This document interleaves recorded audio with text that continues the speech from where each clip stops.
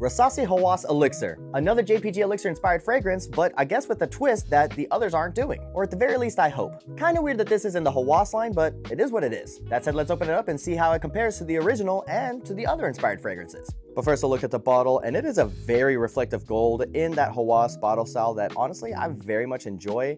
This can definitely be a fingerprint magnet. I don't know if I care too much for that reflective gold, but it is what it is. I'm still here for the bottle design. But as always, it's the juice that matters most, so let's go and spray it on and see how it compares.